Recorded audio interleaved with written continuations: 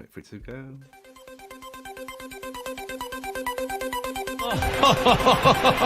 Who would be a Wolves fan, eh?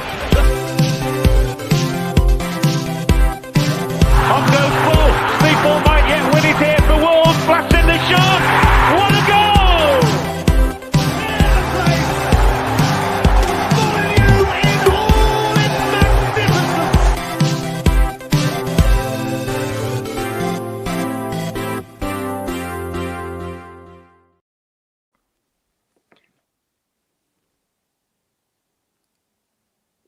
No one speak. Hello, guys. All right. Right. Let's kick it off then.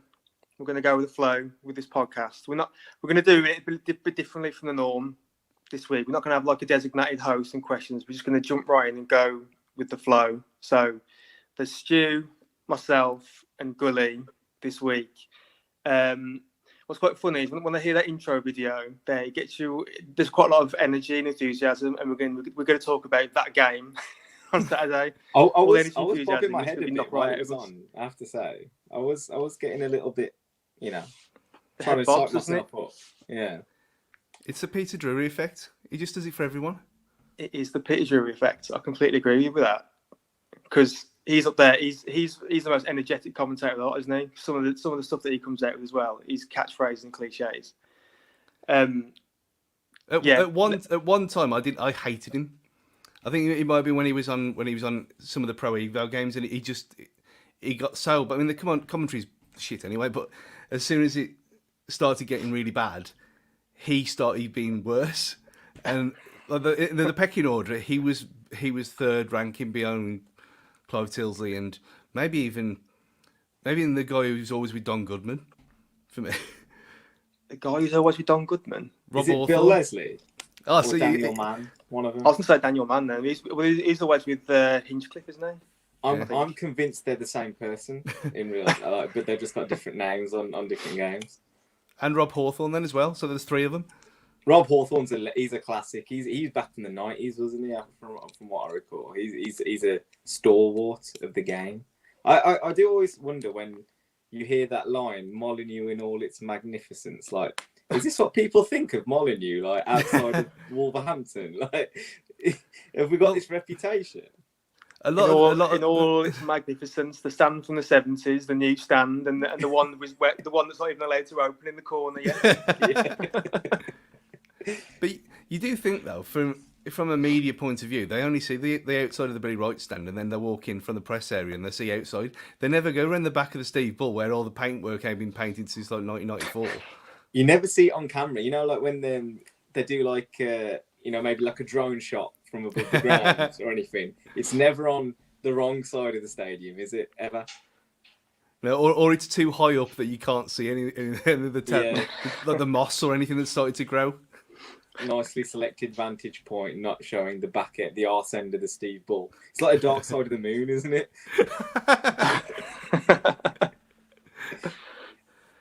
Right, lads, we best get into it because I appreciate all the diversion tactics from trying to talk about the actual game itself, but we are actually going to have to talk about this game, sadly.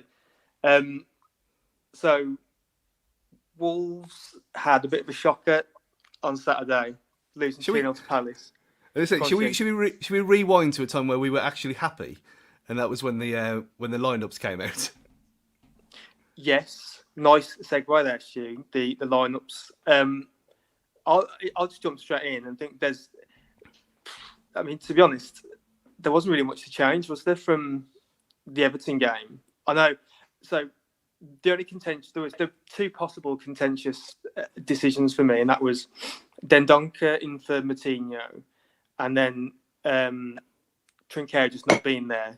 But Trinquet just not being there, as in like nobody in his spot though. To start with 10. The thing is, though, right? The thing for me, I'll focus on Trinquet for a second because I've said before on this pod quite a few times. I'm not convinced by him. He's still not convinced me yet, to be honest with you. But that being said, I think he had his best game for us against Everton. Now, I appreciate that was probably still like a 6 out of 10, maybe 7. But I could understand why he kept his place. And I know Bruno's talked before about horses for courses and what have you. So I had a tiny little shoulder shrug when the lineup come out. I was like, okay, fair enough. Trincao starting again, and okay, Moutinho starting again. I possibly would have gone with Dendoncker for me, given who we were playing. Which, as it turned out, probably would have been the better bet, to be honest. But for me, that was only two issues that potentially could have been for me. I don't know about you guys.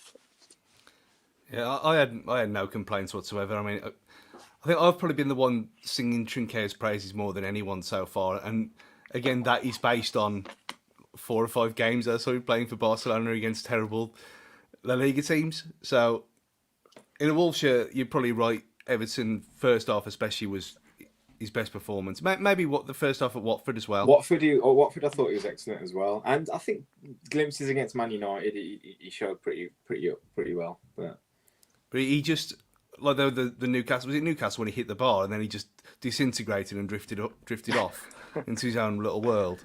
And so he has got something about him, and I thought he did play well against Everton. And obviously, this is the thing though, isn't it? Because the alternatives in Traore and Pedence, you probably have the same situation where you think, yeah, they've probably had a few good games, but they also haven't had that consistency.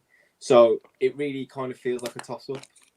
Yeah, with all I was just gonna say that my kind of end of the line with Traore happened a long time ago, and him constantly fucking up all the time when he's through on goal.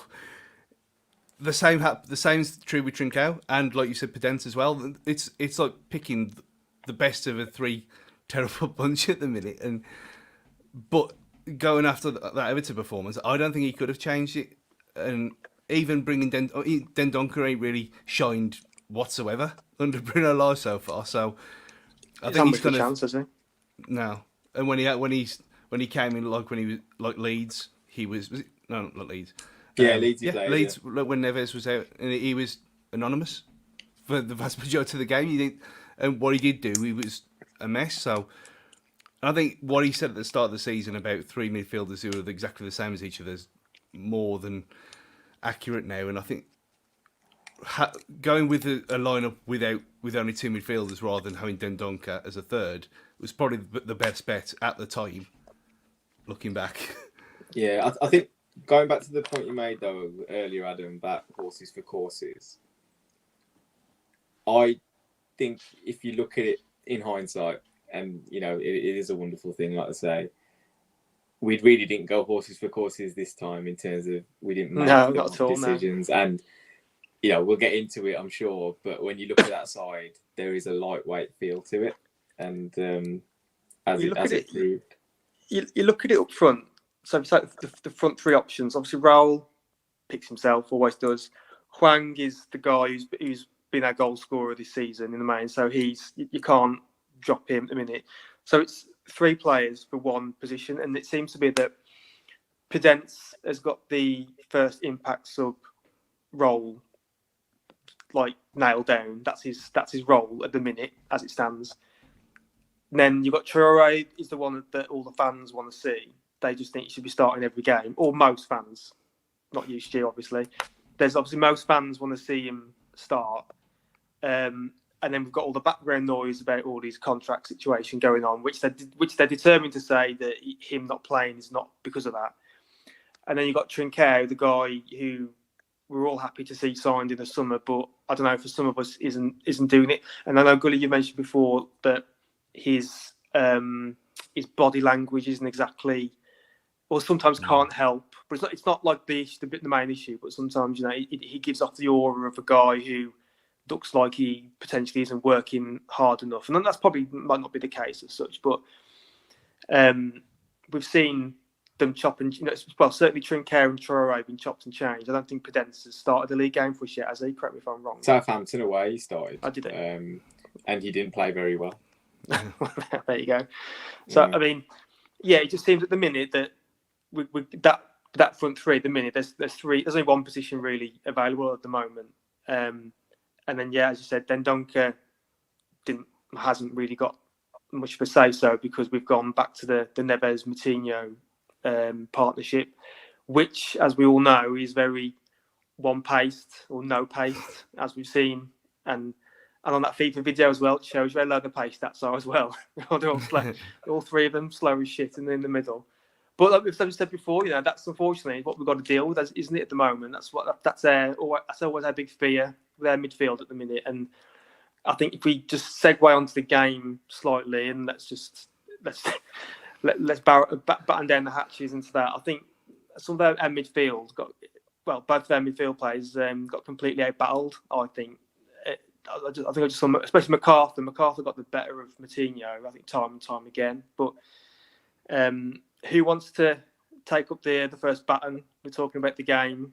I mean, as an overall point, it was a bit of a shocker, wasn't it? Getting through to half time was a blessing, so that we don't have to watch any more of it. So we're just going to look at something else. But I think before we absolutely rip them apart, I think a special mention has to go to how good Conor Gallagher actually looks. To be honest, I mean, he wore up against much, but the fact that he's been completely omitted from the England squad, and I know it's early and everything, but Kilman should have been there as well. We're talking about it, but yeah, I thought he was absolutely superb, and I thought, well, there's clearly something wrong if this guy's not. I mean, people have been raving about him anyway, and he was kind of shackled at Albion last season, but he still played well against us. Shock horror. But yeah, I thought he was superb all game long. I think, and he kind of put us to shame. I think he was good, but I think he has one kind of outstanding characteristic, which is he'll fucking run all day. And basically, that's all it took to kind of get the better of us, almost, in that middle of the park. But he doesn't waste it, though. That's the thing. You're right. Yeah, you are right about that. Yeah, that's true. When you have players like that who just run around like bless Dave Edwards, but he was the technical magician that we all wished he was at times, and he'd win the ball back and then he'd pass it off to someone who could do something with it. But yeah, I think that's for his age and his inexperience relatively.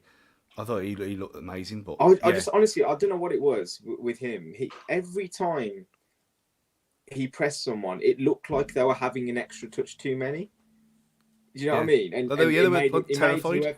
It made whoever was in possession look like they were going to panic on the ball, and that was the timing of his pressing and things like that. That's clearly where his real it's kind of a modern day attribute, isn't it? Really, it's not something that was necessarily. I mean, people who worked hard have always been there, but people who work smart are now the kind of what managers want from their team. But I just feel like, I mean, I tweeted this after the game, but I mean, the first half, let's be honest, it was just a shit game of football, really, wasn't it? It wasn't like we were out of, we were being totally, swept away by anything, but it was just a crap game. It was absolute shit. I mean, the extended highlights on the app, they're only 9 minutes long, and only 1 minute of that, or just over, was for the first half. That shows how little there was to report. But at what point in the first half did you think that this isn't going to go our way? Because I thought fairly early on, well, I mean, like, you could tell, couldn't you, from very early on, you just thought it's not going to go our way here. And I know, like, we started off the season playing well, not winning. Then, if we're honest, the last few 5 or 6 games, we've not played well, but have managed to put a good run of games together. That Everton first half was the sweet spot where we were playing well and getting goals as well. Obviously, until the second half come along. But I don't know, at what point in this game did you think, this is a full start? It was very similar to Southampton for me, where we just looked completely out of our depth. And with the players on the pitch, it's an amazing mental thing to say, but they just looked like they had no clue and they had no answer from very early on. And we said about running smarter, and it wasn't just him, Gallagher, it was a lot of them. They were being, I mean, I think the thing with him is, because he looks a bit Thor-like with his hair, it is quite intimidating. Since someone, is it like the reincarnation? Who Conor Gallagher? Big lad, is he? No, I'm saying you look at it at the corner of your eye, and this flock of blonde locks that come in, like a reincarnation of Richard Sneakers. Todd Cantwell's got the same hair. I wouldn't mind bumping into Conor Gallagher. I wouldn't mind bumping into Conor Gallagher in a dark alley, if I'm being brutally honest. Like, I'll take that. If if I was going to be intimidated in a situation, it wouldn't be that one. He'd run away from you, and back again, and back again, and again. And you wouldn't see it. You just wouldn't see it. Yeah, I think it was worrying signs from very early on, and it never got any better. I think the highlight of the first half was the Huang song, which went on for 25 minutes. That was We heard this. We did hear it, despite the strategically placed SelHURT Park microphones. Absolutely outrageous. We even watched them before the kickoff. They went and put two of the fluffy boom mic things, two of them behind the goal on their end, in front of the Ukrainians. Straight, and you think, well, we know that they do this on telly anyway, but seeing it it's like, it's as clear as day that it's a thing to, this famous SelHURT Park atmosphere. To be fair, once they scored, they did rack it up a bit, but I started until then. We had Jackie Oatley and Glenn Murray rammed it down our throats on commentary as well. Oh yeah. It's just ridiculous. I was looking forward to the Ukrainian ultra correspondent Stu Hall there telling us about these. How many Untitled do you reckon, Stu? Was it 50 or 100? And that's all it was. And two flags. There were the two flags, and the ones the little section who were jumping up and down on the spot behind that guy who's got his own platform in the first half. And you think, wow, he's got a platform. That's proper Bundesliga. That is. Yeah, it's like a black platform with some kind of like symbol on it. What is it all about? Is there some kind of link between the Ukraine and Crystal Palace or something? No, I said once that they were wannabe Ukrainians. That's where it came from. But then you look at them, and they all dressed in black. They've got their own Homesdale End T-shirts on, like home branded. See, maybe they asked the Sports Shop Kings Winford, and maybe they supplied them for them. I'd like for if we have ultras, I'd like for us to give a platform, but I wouldn't trust them to build it while they're doing the Grey News stand. They'll probably have to be torn down after 2 games. Stu, what was your view like as it happens? It's okay. It's as good as okay as you can get in that place. I went because last time we went there 2 years ago, I went in front of the pole. I thought, thinking smart here, but it's so shallow that you can't see anything to the side of you. Even me being 6 foot tall, I mean, my mum's like 5'4" or whatever, so she just went to the back so she could see something. So I thought this time around I'm going to go halfway, and when I looked at it, you got that little section at the very back where the plastic seats are, the original plastic seats, where it's like looking through a letterbox and you can't see anything above the stand opposite you because of the gantry. So if you go that far back, you can only see through a letterbox-sized window. If you go halfway, it's so shallow that you got to be kind of guessing and hoping that you've got no Gullivers in front of you. So when I went on the ticket on the buying website, there was this part that was missing. So I thought, well, I'll go behind that because that must mean something. And it was a small concrete wall. What? Yeah, it was a small concrete wall, probably about knee high, and it had no purpose whatsoever. It's obviously been there from like the 40s or something, when that was in front of that was terracing, but it's still there. So it's seating other than this little concrete wall. So maybe that was a sweet spot because I could see in front then. But yeah, it's an absolute shithole. It's the worst ground in probably the top 3 divisions easily. Wow, that's some statement. That is saying something as well. Yeah. There's no view worse than there. No way. I mean, unless you get unlucky with where you sit in at Liverpool or Everton, yeah, you can cop that. But at least there's no poles, is there? I think it. What good is it spending £20 million on Mark Gurhey if you can't even fix your fucking stadium? What a player he is, by the way.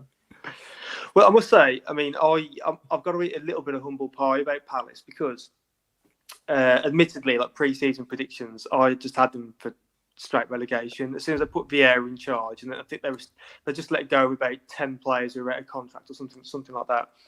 And before they made any real signings, I just thought, well, this is like a straight shot for relegation. It's them, Norwich, and one other.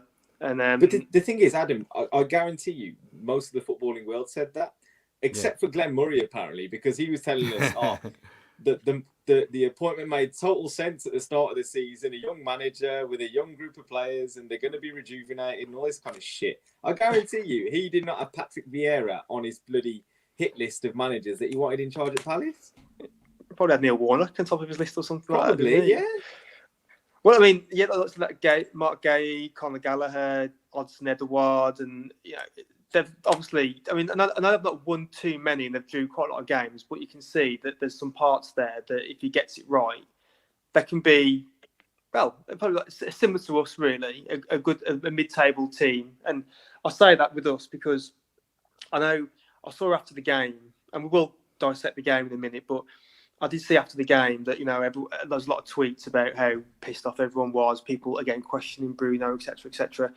But I think it's a bit short-sighted because really, as I said earlier, we've never played well during our good run. And do you think that we kind of have to accept our place in the food chain this season, which is a mid-table team? And what comes with that territory is being inconsistent. That's just the very nature of being a mid-table team, isn't it? We're going to be inconsistent. Because, I mean, if we're honest, and tell me if I'm being wrong, I don't want to be too negative, but we're certainly not a top 6 team at the minute. And we're not going to be a top 8 team. So I think, where we probably see ourselves now in the league table is probably where we might end up. But I know, do you think people are right to be so frustrated and so negative after our first loss in what was five or so games? I stayed off Twitter yesterday. I saw one tweet. I got back on the couch. I saw one tweet. I thought, nope, no point today, because it's just ridiculous. I mean, it's from one extreme to the next, and we all know what the sensible ones amongst us know what we are, and we know the limitations, and the fact that he wasn't really backed at all. So he's trying to get Nuno's squad of defenders, pretty much, and the defensive mindset from the last 2 years, especially, change that round with no added extras other than one guy who's flattering to deceive and another who's been a revelation, and that's really it. It's always going to be like this. I mean, the fact that we've got one draw, it's either win or lose. That's what we are. We are as bang mid-table as you can possibly want to. Well, not want to be, but we just are. And I think until January, when he might get backed, this is just what it's going to be. And I don't think there's anything wrong. There's nothing wrong with that. And I even said, I said we'd finish 16th and it'd be better to watch just because of the limitations of the squad. And I don't think anything. He's overperformed what I expected. It started off that way. Yeah, being better to watch when we were losing. Yeah, but it's not. But under Nuno, it was always boring. The last 15 months was boring. We knew what was going to happen every week. We knew that the team was going to be every week. At least with this, when we're good, like the first half against Everton, we are good. And there's been moments, and there's been like the Villa away is never going to be beaten. And look what's happened to Dean Smith, poor lamb. So I'd rather it be like this and have some kind of glimpse of what can be if he's backed and he has his own players and his own system, rather than just trundling along like we were.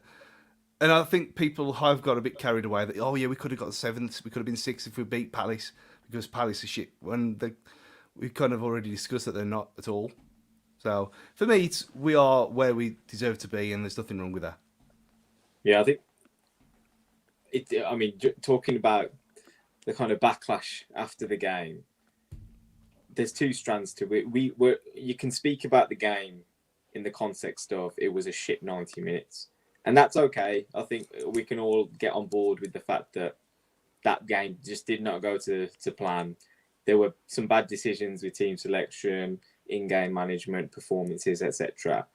What I don't understand is the fact that people want to, make a judgment call on basically the season so far and Bruno's management up until this point. I think that's totally out of order, and I think that's where we need to take a little bit of perspective. I said at the start of the season, I'll be quite happy with 12th, 13th again, as long as it's better to watch, like you said, Stu. And that's probably a good season for Bruno. Lest we forget, he's had 18 months of Portuguese league management. Yeah, that's it. Like he's not a reputable manager at this point in his career. He's not he's still wet behind the ears, really, you know. And let's be honest, that time at Benfica was a whirlwind of success for him. He doesn't necessarily know how to deal with too much adversity at this point. So, you know, and going back to the, we've only drawn one game, I think that's really telling in terms of the way we can't seem to maybe wrestle back into games. We got back against Villa because they're shite. We didn't get back into the Villa game because we were good. And it's a one-off, wasn't it? No, but it's so true. Like, and you know, we never looked like getting back into that Palace game because Palace were good. You know, that's as simple as that. And we need to be able to try and impose ourselves and change the course of the game with our own quality, and that's something that Bruno needs to try and figure out at this point. Well, let's Steve, let's throw up the stats for the game so we can all take a look at them. So we'll start delving a bit more into the game itself now. Now, these stats. So thankfully for the audio listeners, they don't have to see this travesty. Well, I mean, for the audio listeners, we can reference a few horror stories here. So, shots 13-4. This is obviously all in favour of Palace, clearly. Then shots on target, we only had 2. I remember those. That was like, was it Jimenez's soft header and then Moutinho's free kick towards the end. But even possession, 60-40 to Palace. Completely outpassed off the pitch. And our accuracy was 74, which I think it felt like that as well during the game, didn't it? It felt like we just couldn't really keep hold of the ball, to be honest. And those stats are just a bit of a tale of woe, really, against, you know, what is a team that will probably be there or thereabouts with us in the middle of the table. And then, as I said, if we anything there at all surprise you guys about those stats? Because it looks pretty open and shut to me.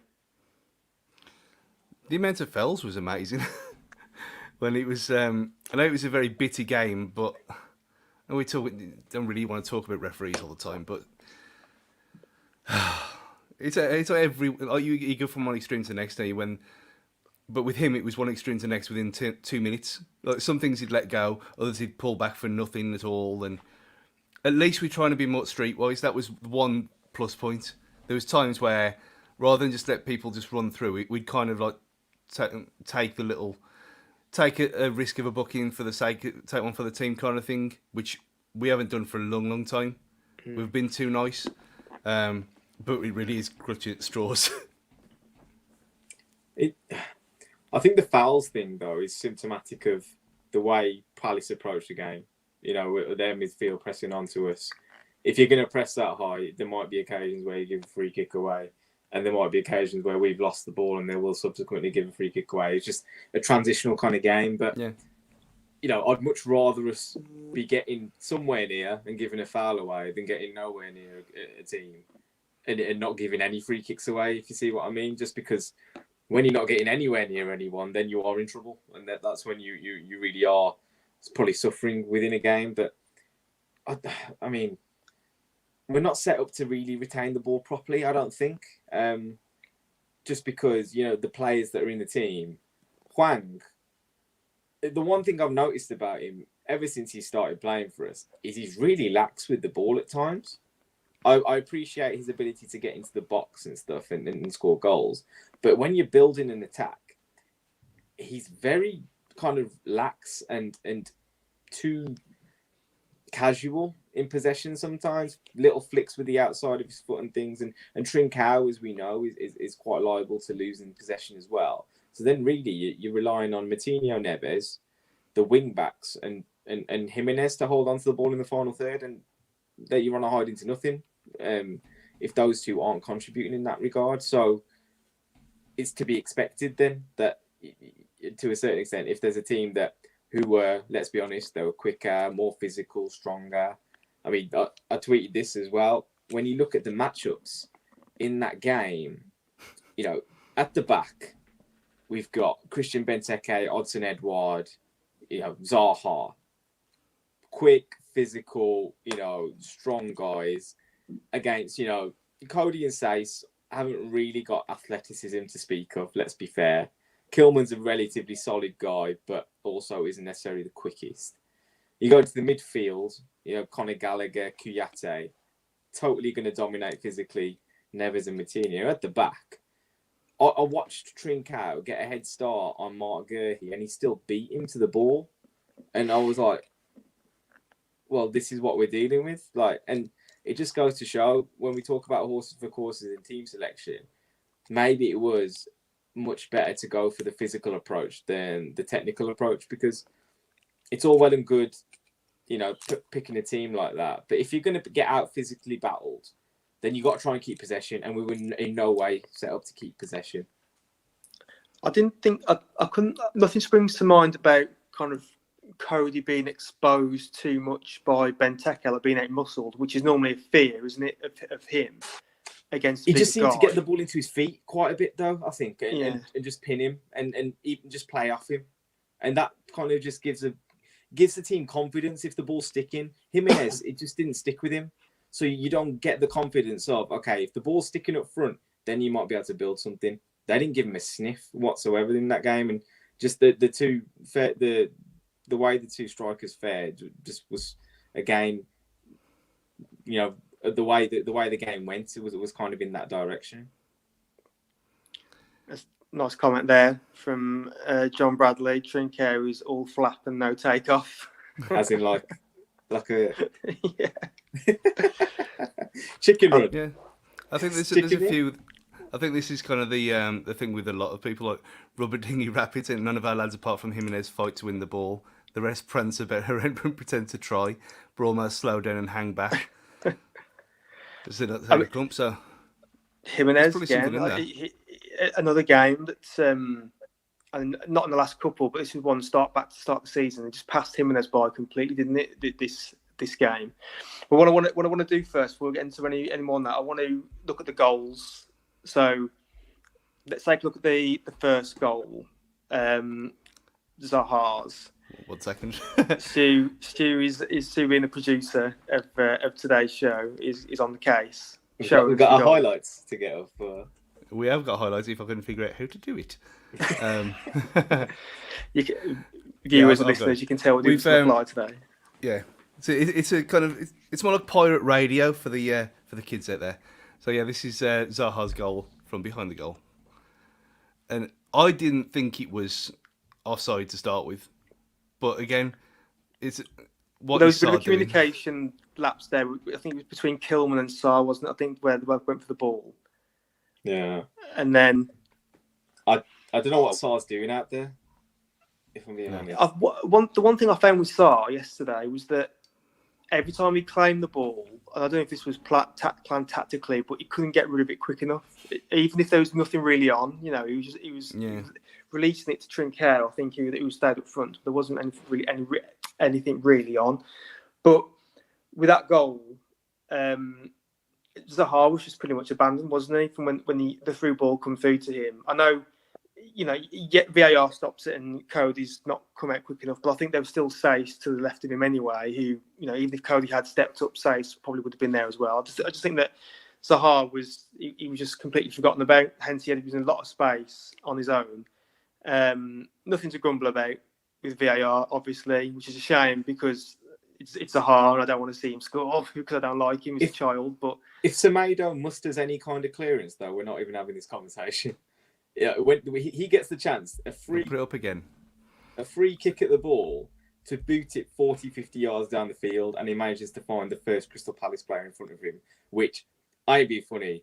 Sunday League players, that's bad. That is bad. Achieve more than that. That is pretty pathetic, if I'm being honest. So is he not at the root then of that, because he's effectively slashed the clearance, done a shit job of it, and then completely forgets about Zaha? I mean, I'm a Semedo fan personally, and he did well one-on-one in most situations, I think, yesterday. But that I don't know what it is. Maybe he sees Zaha at the corner of his eye, but just fucking boot it, man. What are you doing? Like like when you're at school and like a stray ball comes bouncing towards you from another group. Like, I don't know, it might have been like year 7s or something like that. What do you want to boot it away? That was like one of those moments where the ball bounces and you look at it and you're like, this is going as far as I possibly can get it. And Samayo just ain't got that in him. Clearly, you know. Do you know what? You're You're playing right into Dan's stereotype there about centre halves booting it away. You know what? There's a time and a place for it, and that was definitely the time and the place. It just didn't fucking happen. Shame, really, because like I say, he's been their better performer somehow. That's just a bit of one sad little moment there where he's not gone. But I don't think he got beat like all day, really. One-on-one. I think he was pretty solid otherwise. And I think the back line generally was okay, given what they were having to deal with. But just little moments and little things that you just think, pretty basic stuff, really. Yeah, on Sarr as well, as we saw last week, he's got one in him per game, or one every other game where he'll do something mental out of nowhere, and he had no right coming to claim that ball. So it's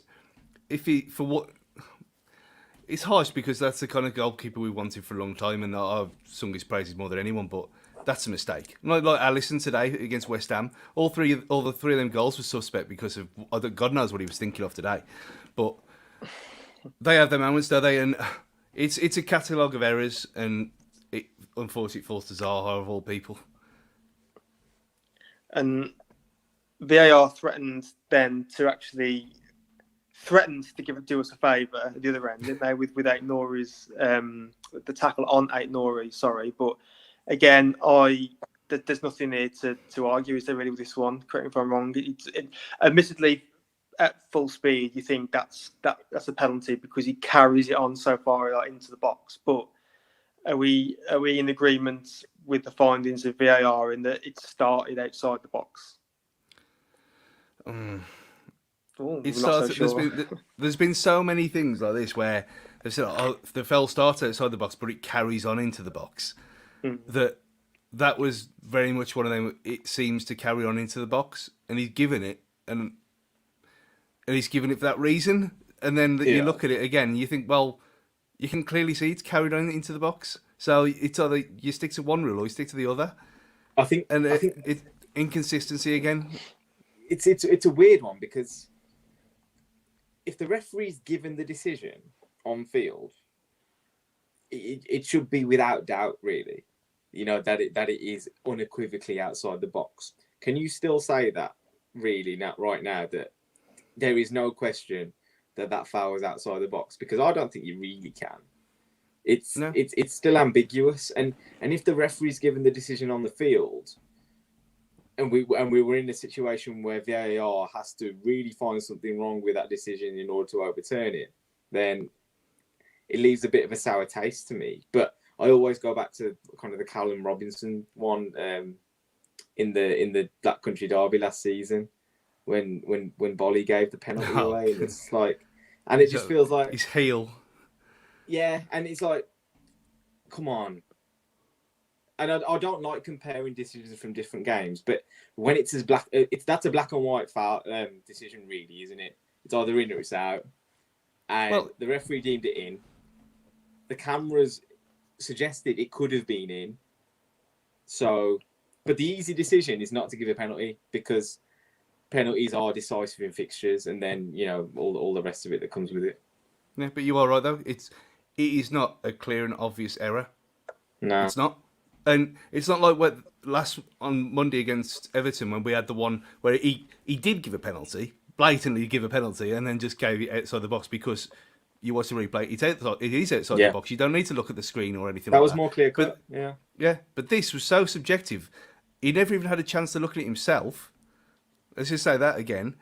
And it's not black and white, and you can't say either way. So for me, they messed that one up for the reasons that it's not using the actual rules. And I don't understand it at all. He seemed quite sure of it as well, I think, the ref. I remember watching at the time, and I can't remember who challenged him, one of the Palace players, and he just kept saying to the Palace player, because I think he was in the area, I think it's a penalty. I saw him keep saying to it, but I guess he was quite adamant about it, and VAR's telling him no. And I guess the option was always there for him to have a look at the screen, but ultimately didn't go our way. We didn't deserve anything from the game, and part of me would have felt a little bit. Yeah, okay. I don't want to. Well, I'd he's have got taken one. it. I'd have taken it, obviously. Yeah, but I you mean, take it, but yeah. Would it have At that taken point, over it would have been crack or like you two? say, we wouldn't have through our passages of play or lack of. We would have done nothing to be on level pegging with them at that point. But obviously, it got worse for us later on in the game. Goal number 2 for Palace. Stuart set up the clip for us. Oh, no clip on this one. No, it's an image.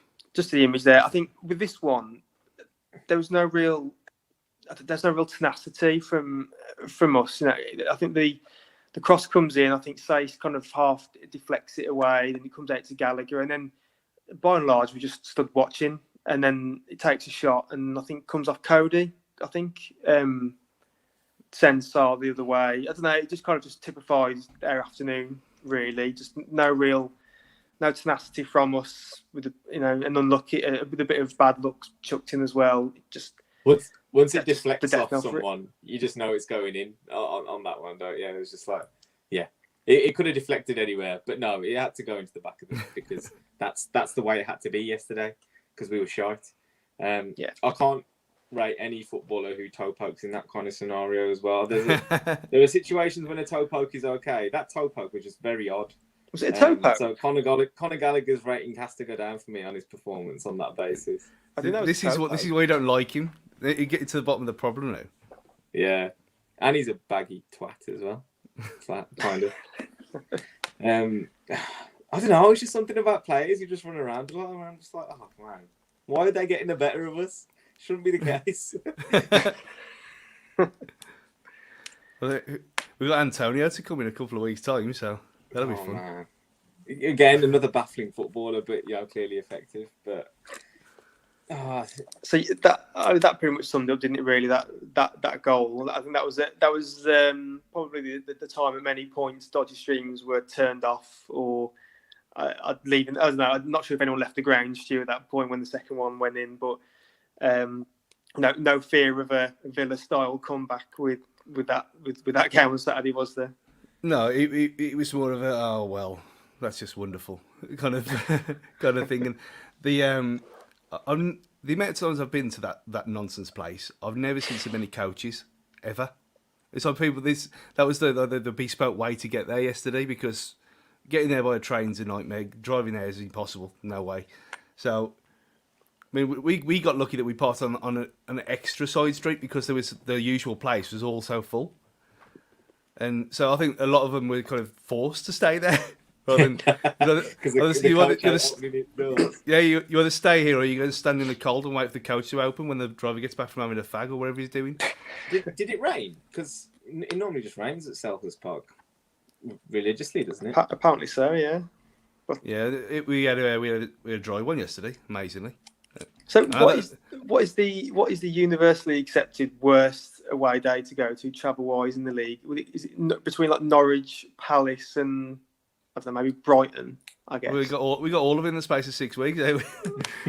Of course, yeah. Brighton. I mean, Brighton's only got the one. It's in the middle of nowhere, and it's got one little train station, so it's probably not ideal. Norwich is in the middle of nowhere, and same as Palace. I mean, for me, Palace is the worst one by a long way, just because of everything about the place. It's if it was built now, it wouldn't pass any safety checks at all. Fire, no. I mean, it sums up. There's for the ladies. There's 3 cubicles for the entire stand. What? No way. and the bloke's toilet, the main one, you have to go down into this like bunker underground. Where you walk through the door and it's like a tiled staircase, and you go down. And yesterday, there's one door in, one door out, but for some reason they'd left they have dividers in between sections of concourse for like small and big allocations, but then took the dividers out. So you went in one door. If you went out the other door, you couldn't go back to your actual seat. So it ended up with people just trying to go down a one. That's I mean, me a month ago would probably fill the gangway on the stairwell. Yeah. So you end up squeezing against this tiled wall to abreast, just trying to get past each other on stairs. So luckily it didn't rain because it would have been a nightmare. And people have fell down there in the past. I've seen it with my own eyes. But yeah, it should just be condemned and wiped off the face of the earth, that stand. 21st century stadium, it is not, is it? You can tell Wimbledon used to play there, can't you? Like, it was just that crazy yang shit, isn't it? It's just not a pleasant experience. I mean, one thing I want to, last point I want to make about the game before we go to a break is the use of subs in the game. So, obviously, Traore and Pedence were impact subs. Pedence came on to take his normal natural position, but then Traore comes on for Semedo and is asked to play right wing back, something which we know doesn't work. We know this, but that's the position that he was entrusted to. What were your thoughts, gents, when that happened? Did you think, well, this just sums the game up, really? This is just in the way the game's going, this is exactly normal? I thought at first he'd gone to a back four and Kilman was playing at right back, because Traore, where he set up in his normal, he was above the halfway line, and Kilman had come across. I thought, so he's gone to a back four with Supermax on as right back. This don't make any sense. And then after a couple of minutes, I thought, he's gone for the dreaded way. He's done it, and it's just baffling because, like you said, probably we know it doesn't work. It's never worked. It worked once at Man City away, where he kept Sterling quiet for 80 minutes and then went up front and scored 2. That's the only time ever in 4 years it's worked. That's not going to happen again, and especially against them lot. And it was almost like throwing anything at the wall and see if something sticks, because it was nonsense. Complete nonsense. I do remember it randomly working when we played Cardiff at home in the league. Yeah. Randomly where we chucked to Ruddy in goal. Ruddy got a Premier League appearance that game.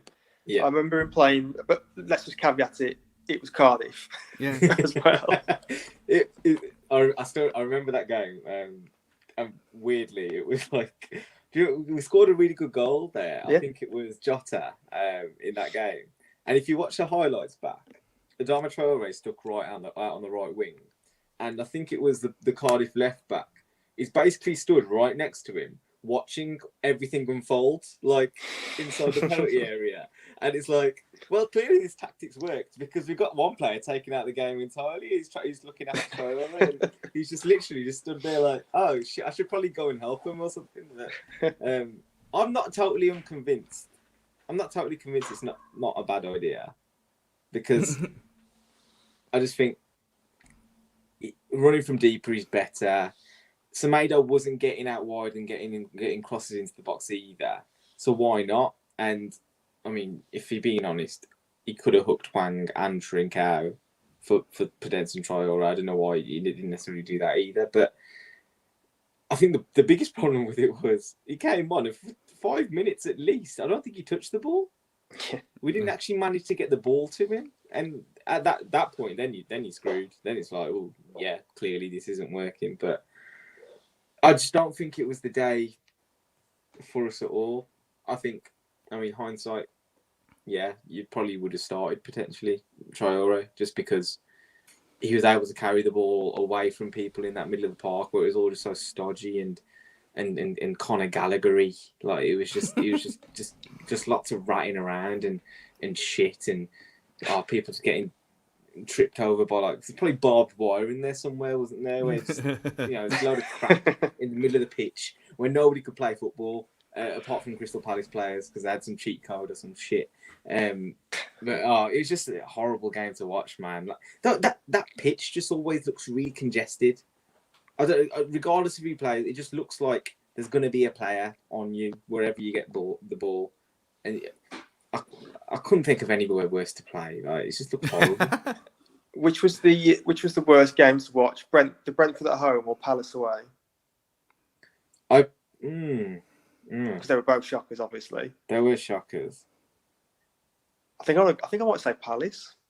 But I think because against Brentford, I mean, I know they went down to 10 men, but we actually had a period where we kind of asserted some kind of pressure. for a period of time. Maybe you could say it was more enjoyable is not the right word, is it? Acceptable. Yesterday was as bad as it's been so far for me, easily. I had 6-7 points beforehand as well, and it still was bad. Normally that kind of thing kind of blurs how terrible things really are, but I think he kind of emphasised it in this case. Yesterday in isolation was throw the remote at the telly kind of vibe for me. Like, it was just, just fuck the world, fuck everyone. Yeah, I think to sum up with it, as we've said, it shows what we are really, which is a mid-table team. And some people were getting carried away with their good run, and I can understand that because we went quite a few games where we didn't lose, and if not for a 94th minute penalty against Leeds, we'd be even better off. But I think it's a bit of a reminder to the fan base that we're not top 6, top 8 team. We're a mid-table team, and therefore we are going to lose to teams of a similar standing. So what we're going to do now, we're going to head for a quick break, and then when we come back, we're going to review our game against probably one of the form. Well, in fact, we were the form team in the league going into the game, but now I think we're up against someone now who's truly our form team in the league in West Ham. So we'll be back with you after this. Hi everyone, Matt from Walls Fancast here. If you're anything like me, time is of the essence these days. How am I meant to take training with my wonder kids on the managerial football simulation game that I'm not allowed to mention for legal reasons if I'm too busy worrying about my online media presence? Well, that's where our friends at pixelyetimedia.com come in. They're not just web designers, they're a creative agency that cover all of your design needs, from websites, brochures and signage to marketing, logo design and branding. So go check them out at pixelyetimedia.com. They'll get you set up quicker than Adama Traore running at a terrified left back. Speaking of which, who's got my baby oil? Right, you're back with us here on the Wolves Fancast, part of the 90-minute network, of course. Now, chaps, international break, obviously, so we get to dwell on the Palace game for 2 weeks. And then we have to turn our attentions to West Ham at home. A season or two ago, that wouldn't be so bad a proposition. But suffice to say, since Moisey has took over and they enjoyed a bit of a upturn in form during the pandemic, it's a bit of a daunting task now, isn't it, to take on West Ham? Moisey's put together a really good team at the moment. Everything just seems to be clicking there at the moment. Antonio's playing a prominent role there. So has Ben Rama, Declan Rice as well. I'm keen to get your thoughts on how tricky this game is going to be and how you think it will play out. So, Stu, what do you reckon? Are you looking forward to it or dreading it in equal measure? Watching them against Liverpool today, I think we could get slapped, to be honest. But at the same time, they're not a kind of high-pressing team, which seems to be our nemesis this season. So it could be the case that if they give us a bit of space in midfield, then we might be able to do something to them. But they're just going so well. I mean, when they can get to Europe and one of their fans loses a finger and they just put it on a fence, and they're living their best life, are they? And when things like that happening to you and they don't care, what chance have you got? I'm dreading it, to be honest. I really am dreading it. I know we've played well in patches and against Everton first half, like we mentioned, but I think they could just rip us apart, especially with the pace and annoying factor that they've got. And players like Declan Rice being in the form of his life, and Antonio always being a threat and a nemesis to us anyway. I think they've just got a lot going for them at the minute. And as long as the players come back after international duty perfectly unscathed, then I could see us getting a proper thumping, to be honest. And who knew that Jared Bowen would turn into a Messi-like figure as well?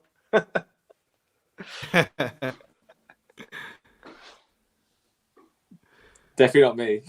That's all I'll say. Yeah, I'm I'm looking forward to it in the sense that it's going to be another opportunity for Bruno to try and instill his tactics and his ways on the team. And there's always that feeling at the moment that we've got the potential to really put together a good attacking performance. Now, West Ham, before David Moyes took over, I thought they were our easiest fixture in the league. If you go back to the first 2 seasons, then we slapped them 4 in a row without conceding a goal, something like that. And honestly, I walked into those games thinking, done deal, we're good here. Just enjoy yourselves, boys.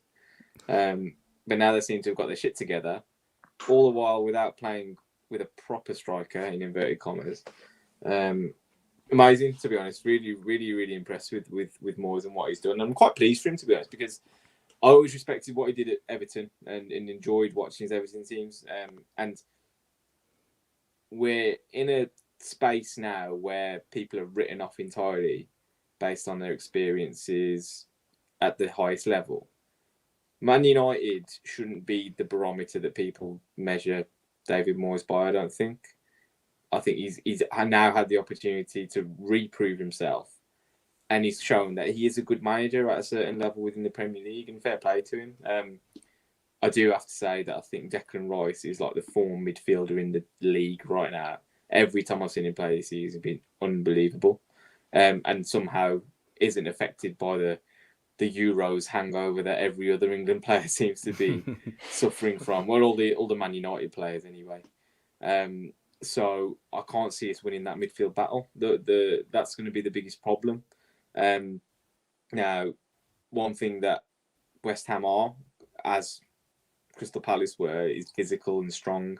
You know, lots of Souček, Ogbonna and Zuma at the back, like big lads. They're mobile. They're going to get about the pitch and impose themselves. And I think that means it calls for a certain reinforcement with regards to the physicality in the side. It's surprising, isn't it? Because I remember in the media they said that if there's one team that liked playing behind closed doors, it was West Ham back in the pandemic, because obviously, like you said beforehand, their fans just hated the team, the stadium, the owner, everything. The fans just hated the whole thing about the club. But now, probably even the Dildo Brothers are getting a free ride, aren't they, in charge, because everything's going so well. Dildo Brothers getting a free ride, yeah? Not there. Unintentional, of course. And they're like, now, everything just seems to be completely rosy in the garden. And like I said, they're managing, as we did, I suppose, when we were in Europe, they're managing the European campaign along the league campaign quite well, as we did when we had to contend with it. We're extremely wary of this game. I do, like you said before, we've got all action forwards like an Antonio against our back line. I do worry with Rice and Souček in the middle against our midfield. All that being said, though, you know, Neves had a great game against them. He bossed it really against Everton. He looked like prime Neves there. So if he's on his game, then it should be a good midfield battle. I'm just wary about like at the back, like you say, Ogbonna and Zuma, 2 big, powerful athletes at the back. It should be a good game, though. Hopefully, it should be interesting. It should be another good test for us. Who's willing to put their neck on the line and give me some predictions about how it's going to go? I'll say who's going to do it. You both have to give me anyway. So, Gully, what do you reckon? You want to kick us off with what you think the score will be? Yeah, I don't think we're a team at the moment is going to concede a lot of goals. Despite how shit we've been playing, we actually seem to be holding teams at bay relatively well. No thanks to Mr. Max Kilman, he was exceptional again, to be fair. You know, there was one point where Zaha was running at him in the penalty area in the Palace game, and he just, calm as he liked, just nicked it off him and dealt with it with minimum of fuss. So yeah, the problem being he's not come through the England system, and he ain't got the DNA that they like to talk about. So I can't see him necessarily being on the verge of a call up, unfortunately. But hopefully that happens for him soon. I did see just before you give your prediction, I did see an article a couple of days ago about Kilman saying that Ukraine wanted him, but because he's played futsal for England, he can't play football for Ukraine. Yeah, because it's FIFA registered, eh? Yeah. Oh, So if you play an official futsal, football, or beach soccer game for a nation, you then can't play for it in like the two sports for any other country. He's totally screwed him. Facts of the day. What screwed yourself in Russian? Yeah, all right, that's interesting. That is interesting. Sorry, in the background, for those that don't know, I live in Birmingham. In the background, there was some. They're still going on. There's a couple of guys scrapping. Well, not scrapping, having a lively debate outside my street, and I caught the words Dean Smith shouldn't have gone. Zidane in, and 1982. That's all I heard. But yeah, well, I'll report back when I hear some more. Going back to the result anyway. 1-1. I'm going for a 1-1. Take that. I'll take that now. I mean, as of the 7th of November that it is now, after watching them just beat Liverpool and going to third place in the Premier League and coming off the back of what we threw out yesterday, I know that the back where I said up, and I think a 3-0 defeat, and but maybe it's still raw. Maybe I'm underestimating us, and it could be an Everton first half like performance, or the first 3 games of the season, and we turn it back on again. But they look so in tune with each other at the minute, and we're still a bit of a work in progress that I think we could get slapped by them. So, unfortunately, a 3-0 defeat. It's still only Jared Bowen. No one can convince me. Just to be honest, I think it might be his name more than anything. Like, no one can convince me that he's a great footballer. Like, I just can't see it. I can't. It's not a superstar name, is it? He's just got the name of like a League One footballer. Like, I can't. He just doesn't look right. He don't look right. Didn't he come from the footballing Mecca that is Hull? Yeah. Hereford before that, apparently. Oh, was it Hereford? He's down at Hereford, apparently. But it's just like, it's not right. Something's not right with the footballing world, man. The Matrix is screwed in some way that Jared Bowen is suddenly an elite footballer. You know, this is going to bite you on the arse. It's like if Jordan Hugill came into the Premier League and started scoring 20 goals a season. Well, he went to West Ham. Doesn't count. His name's Jordan Hugill. Yeah, he didn't succeed at West Ham. So how the hell did Bowen? What's Bowen got on the world to get all this success and luck? I don't understand it, but I mean, maybe it will, Stu. Maybe it won't. But it won't change my opinion. For a start, why isn't he in the conversation for getting called up to the England squad? Because I've never heard his name mentioned in any of those.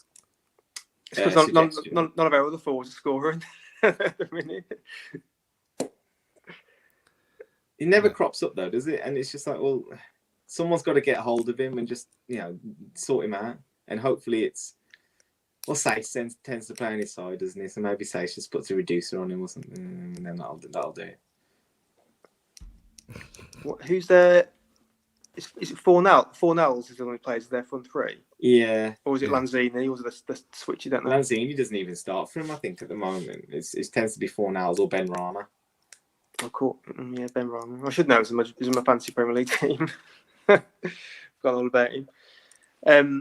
Right then, so yeah, I'll round that off by saying as well that I think I'll go with you, Gully, as well. I think I'm going to try and be a bit positive, and I think it will be 1-1. Stu's plumbing the depths. We could do with an extra draw, to be fair as well, can't we? But I think it's a real fair game. They're going to take some stopping because they are in such a good run. And yeah, Moyes has just, like I say, got the shit together with them at the minute. So it will be tough, but if we up our game, I think we can get a 1-1 draw. Right, gents, we'll call it to a close there for this week. Thank you ever so much for your time this evening. Listeners and watchers, please follow us on all social medias. So your Twitter, on Instagram, on YouTube, so you can subscribe to us there. Just search Wolves Fancast, you'll find us. We're, of course, part of the 90-minute network, and we will catch you next time. See you all later.